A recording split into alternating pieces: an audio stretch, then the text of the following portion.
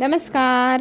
ठरलं तर मग ह्या मालिकेच्या आजच्या भागामध्ये आपल्याला पाहायला मिळते सायली लहानपणीचं ते ड्रॉइंग पाहून विचारू लागते की हे ड्रॉइंग कोणी काढलेलं आहे. तर इथे कुसुमताई सांगते स्वतःचंच ड्रॉइंग स्वतःच पाहते आणि स्वतःच विचारते कशी आहे ग तू साऊ, असं म्हणत इथे कुसुमताई हसू लागते. आता इथे आपल्या सायलीच्या लक्षात आलं आहे की हे सेम ड्रॉइंग तन्वीने पण काढले आणि आता कुसुमताई सांगते की मी लहानपणी इथे असताना हे ड्रॉइंग मी इथे भिंतीवर काढले. याचा अर्थ एकच झाला आहे. आता हा जो काही अर्थ आहे तो हेच दर्शवतो की तन्वी म्हणजेच सायली आणि सायली म्हणजेच तन्वी. आता या सगळ्या गोष्टीचं सोक्षमोक्ष फक्त आपले मधुभाऊच लावू शकतात. खरं खोटं मधुभाऊंना विचारायला हवं असा विचार मग ती मनातली मान करत असते. सगळ्या गोष्टींचा आता तिला एकदम सगळा असा आठवू लागतं की त्या घरात गेल्यापासून का तिला त्या मुलीचा जास्त भास होऊ लागला, त्या लहानपणीच्या आठवणी का आठवू लागल्यात. या सगळ्या गोष्टींनी तिचं मन दुखावलं जातं आहे आणि तिला खरं तर आता ह्या गोष्टीची शाश्वती होऊ लागली की तन्वी म्हणजेच ती आहे. आणि बघा डोळे बंद केल्या तिला पुन्हा एकदा तन्वी दिसू लागते. तन्वीला मग ती विचारू लागते तू इथे काय करतेस. आता ती छोटी मुलगी तिथून पळाली आणि त्या मुलीच्या मागे मागे इथे पुन्हा एकदा आपली सायली त्या मुलीच्या मागे मागे जाऊ लागते. ती मुलगी ड्रॉइंग समोर उभी ड्रॉइंग काढता काढता बाहेर जाते. आता त्या मुलीच्या मागे मागे मागे आपली सायली पण निघाली. थांब ना मी काय म्हणते ऐक ना, असं करत करत आता ती त्या मुलीच्या मागे धावत असते. बाहेर सगळेजण हॉलमध्ये गप्पा मारत असतात आणि त्याच वेळेला सायली काहीही कुणाकडं लक्ष न देता सरळ निघून गेलेली असते. हे पाहिल्यानंतर अर्जुन विचार करू लागतो की हिला काय झालं आहे, ही का माझ्याकडे पाहत नाही किंवा कुणाशी काहीच बोलत नाही आणि जणू काही पहिल्यांदाच आश्रमाला पाहिलं आहे असं सगळीकडे फिरू राहिली आहे. तर कुसुमताई तिला म्हणू लागते बहुतेक ना ती खूप दिवसाने आश्रमात आली आणि त्याच्यामुळेच तिला आश्रमातल्या ह्या सगळ्या गोष्टी अनोळखी किंवा आपल्या आठवणीतल्या वाटत आहे, म्हणून त्या सगळ्या गोष्टींनी ती बारकाईने पाहत असेल, आठवण येत असेल तिला ह्या सगळ्या गोष्टींची ना. तर इथे आठवण काढत ती सगळीकडे पाहत फिरत आहे असं कुसुमताईने म्हटल्यानंतर अर्जुनही म्हणतो हो असू शकतं, कारण खूप दिवसांनी ती आश्रमात आली त्याच्यामुळे ह्या सगळ्या गोष्टींना ती लहानपणीच्या आठवणी म्हणून निहारू लागली आहे, पाहू लागली आहे.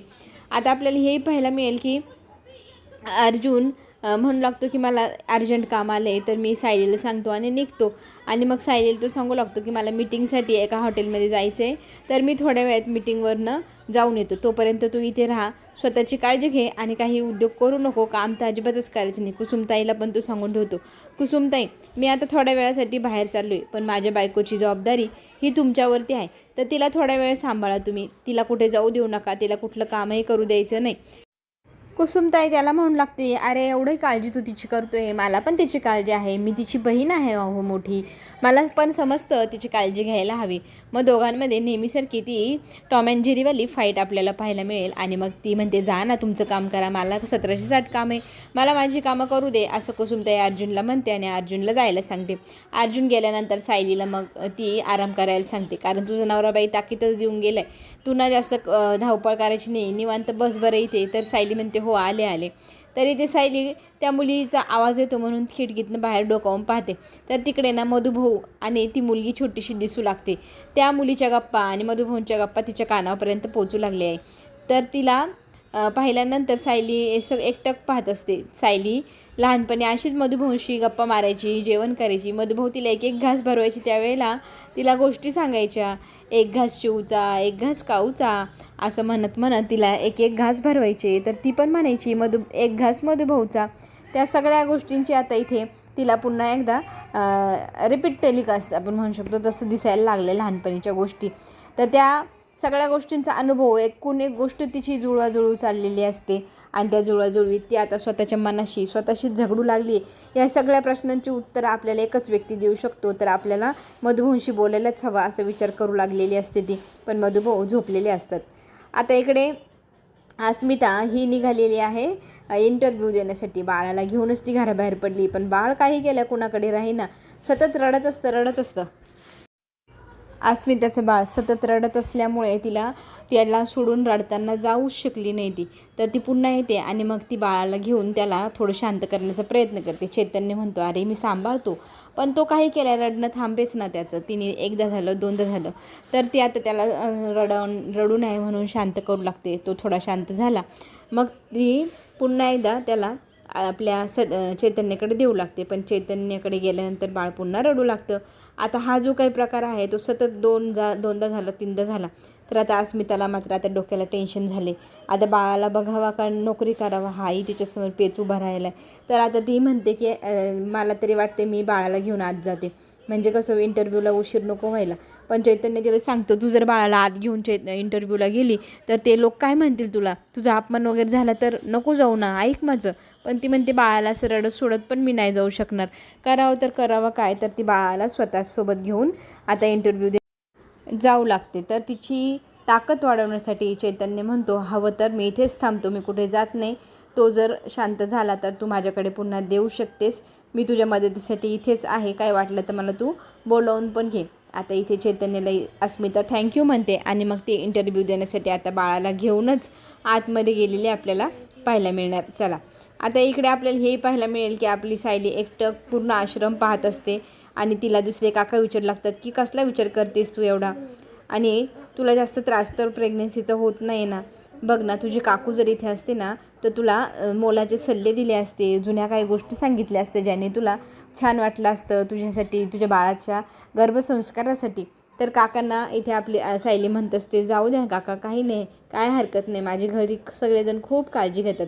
काका म्हणू लागतात, हो ना, तुला खूप चांगले लोक मिळालेत म्हणून तुझी एवढी काळजी घेतात सगळेजण, तू खरंच खूप नशीबवान आहे. तर तितक्यात ना आश्रमातली छोटी छोटी मुलं आपल्या सायलीजवळ येतात आणि सायलीला म्हणू लागतात की चल ना ताई आपण खेळायला जाऊ. तर सायली आता त्यांना म्हणत असते की नको, पण ते तिला जबरदस्ती बाहेर घेऊन जातात. तर काका मुलांना म्हणतात की सायली ताईच्या पोटात बाळ आहे तर तिला जास्त त्रास देऊ नका, तिला पळायला लावू नका, तिला धक्का पण लागायला नाही पाहिजे, आता बसल्याचे काहीतरी खेळ खेळा बरं. असं म्हटल्यानंतर ते मुलं आता बसल्याचे खेळ खेळण्यासाठी तिथे ओट्यावरतीच चटई अंथरतात आणि त्याच्यावर सगळेजण बसून मग गप्पा गोष्टी मारू लागतात. मग आता काय करायचं, खेळ कोणता खेळायचा असं म्हटल्यानंतर त्या मुलांनी सागरगोट्यांचा खेळ काढला आहे. सागरगोटे लहानपणात सगळेच जण खेळलेले असतात. आता तर त्या आठवणीने पुन्हा एकदा सायलीला ठोठवत बघायला लावले. सायली एकटक त्या मुलांकडे पाहत असताना तिला लहानपणीचे ते क्षण आठवतात. ती त्या लहानपणीच्या क्षणांमध्ये जाते जेव्हा मधुभाऊ आपल्या छोट्याशा सायलीसोबत असेच सागरगोटे खेळायचे. तिला खेळता येत नसायचं, तिला मधुभाऊ ते कसे खेळायचे ते शिकवत होते. मधुभाऊ तिला ते शिकवता शिकवता पाढे पण म्हणायला लावायचे बरं. त्या सगळ्या आठवणी इथे सायलीच्या जाग्या झाल्या. सायली त्या दोघांकडे बघत असते. का कुणास ठाऊक तिला खूप साऱ्या आठवणी आता आठवू लागलेल्या आहे लहानपणीच्या. आता इथे मीटिंगला अर्जुन गेलेला असतो पण त्याच्या मोबाईलला रिंग वाजते. आता इथे वेळ झाली आहे सायलीची जेवण करण्याची. मग सायलीला आठवण करून द्यायला हवी म्हणून लगेचच तो कॉल करतो कुसुमताईला. कुसुमताई म्हणते, बोला काय म्हणताय. तर तो सांगू लागतो की सायलीची जेवणाची वेळ झाली तर तिला जेवायला द्या, रिमाइंडर सांगा तिला.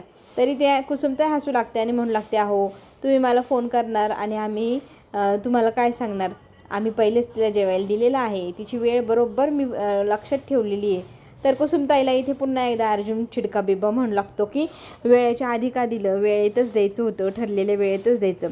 तरी ते सायलीविषयी बोलताना कुसुमताई पण खूप पॉझिटिव्ह होते. कुसुमताई म्हणते, तुम्हालाच तिची जास्त काळजी आहे का, आम्हाला कळत नाही का, सतत कॉल करून सारखं सांगत असतात, हे ना खूप इरिटेटिंग आहे खरंच.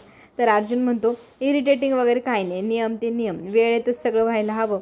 तर इथे कुसुमताई त्यांच्याशी नेहमीप्रमाणे वाद घालते आणि त्याला म्हणते की खरं सांगते मला खूप काम आहे, 1760 काम आहे, तुला काही काम नसेल फोन ठेव. तर अर्जुन म्हणतो, मलाही इथे भरपूर काम आहे पण माझी बायको महत्त्वाची आहे, तिचा जेवणाचा वेळ चुकला नाही पाहिजे म्हणून मी फोन केला आहे, तिला वेळेतच सगळं द्या आणि तिची काळजी घ्या.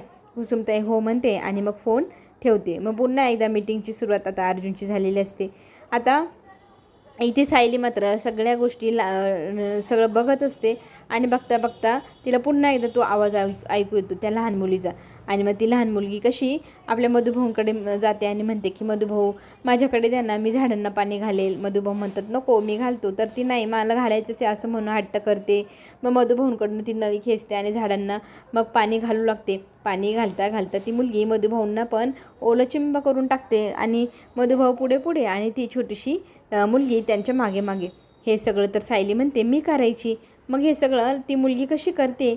मग आता ती पुन्हा एकदा स्वतःशीच बडबडू लागते आणि म्हणू लागते की हा सगळा जो प्रकार आहे त्या सगळ्या गोष्टीची उत्तरं फक्त एकच व्यक्ती देऊ शकते, ती म्हणजे आपले मधुभाऊ. आत्ताच मधुभाऊशी बोलायला जाऊ का विचार करते. तर कुसुमताई म्हणते, अगं ते झोपलेले आहे, ते उठले की मग त्यांच्याशी बोल, मी पण वाट पाहते त्यांची उठण्याची. बरं असं म्हणत ती आता थोड्या वेळ आणखी थांबते. इकडे सायली घरी नाही म्हणून आपल्या विमललाही करमत नाही. तर ती म्हणते कितीच कामं करू असं झाले मला, कामं तर सगळी आटपली तरी मला करमत नाही. मग इथे कल्पना पण म्हणते, हो ना गं, आपली सायली नाही आहे ना, सायली कशी बडबड करत असते, मग बोलण्याच्या ना ओघात आपण सगळं विसरून जातो. खरं तर आपल्याला काम नाही असं काही नाही, आपल्याला करमत नाही तिच्याशिवाय. आणि दोघीच जणी घरामध्ये बोर पण होतं आहे, अस्मिता पण घरी नाही. तर तितक्यात ना अश्विन घरी येतो. अश्विन एकदम कंटाळलेला, एकदम थकलेला असतो. तर मुद्दामच कल्पना त्याला म्हणते, आपण तिघंजणं बसून गप्पा मारूया ना, घरात कोणी नाही तर मला करमत पण नाही. तर अश्विन म्हणतो, नको आई, मी खूप थकलो आहे, दमलो आहे, मला ना जाऊन थोडंसं आराम करायचा आहे.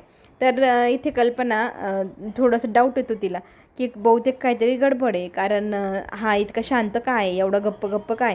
तितक्यात ना खोलीमध्ये काहीतरी फुटण्याचा आवाज येतो. कल्पना तडकन उठते आणि म्हणते की मी जाऊन पटकन बघते अश्विनच्या रूममध्ये कसला आवाज होते. मग विमलही म्हणते, हो हो जा जा. तर विमल थांबते हॉलमध्ये आणि कल्पना जाते घाईघाईने अश्विनच्या खोलीत. तर अश्विन एकदम मोठ्या अशा टेन्शनमध्ये दिसतो. ॲग्रेसिव्ह मोड आपला ऑन झाला आहे. इथे ना त्याचा मनाचा ताबा जणू काही गेला आहे आणि तो सगळ्या वस्तू धरून फेकतोय, फोडतोय. कल्पना त्याला थांबवते. स्वतःचा राग कुठेतरी तो काढण्याचा प्रयत्न करताना आपल्याला पाहायला मिळणार. त्याच्या मनाची होणारी कुचंबना आपल्याला आता तिथेच समजणार आहे. आता इकडे आपल्याला हे पाहायला मिळते की मधुभाऊंशी आता सायली उठल्यानंतर गप्पा मारायला जाते. मधुभाऊ सगळं काय ऐकत असतात. सायली आता त्यांना सुरुवातीपासूनच्या सगळ्या गोष्टी सांगू लागतात की मला काय काय होते, मला एक छोटीशी मुलगी सतत दिसते, मला खूप त्रास होतोय त्या सगळ्या गोष्टींची. माझं ना मन तिथेच कुणाशी तरी बोलावं, मन मोकळं करावं असं मला वाटलं, म्हणून मी खूपच कुचंबित अवस्थेत आहे. माझं मन मला खूप छळतं यार. ती मुलगी कोण आहे, ती मला इतकी छळते, काय आहे हे सगळ्या गोष्टींच्या ती घटनाक्रम सांगते. आणि प्रतिमा त्याच्या घरी राहायला गेल्यापासून तर सततच तेच घडते.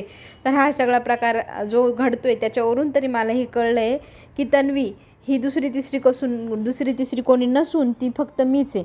आता ह्या प्रश्नाचं उत्तर मला फक्त तुम्हीच देऊ शकतात. तर इथे काहीतरी खून द्या ना, काहीतरी इशारा द्या असं सायली म्हणू लागते. पण मधुभाऊंकडनं कसलाच इशारा होईना. इथे कंटाळलेली सायली पाठ फिरवून पुढे जाते. तर इथे हाताजवळ ठेवलेला तांब्या पटकन आपले मधुभाऊ लोटतात आणि पुन्हा एकदा सायली त्यांच्याजवळ येते. त्यांना विचारू लागते. मग ते तिला डोळ्याने असं खुणवतात बंद करून की हो तूच तन्वी आहे. आता ही गोष्ट कळल्यानंतर सायली तातडीने घरी जायला निघते.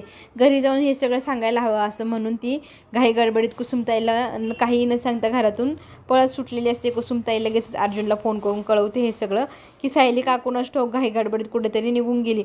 हे ऐकल्यानंतर अर्जुनला आता टेन्शन आले, हे सगळं काय आहे. आता पुढे जाऊनच आपल्याला कळणार पुढील भागामध्ये की काय होते आणि काय प्रसंग ओढावला आहे आपल्या सायलीवरती, अर्जुनवरती कसलं संकट येणार आहे तेही आपल्याला पुढील भागातच कळणार. चला तर मग आपण पुन्हा भेटू. धन्यवाद.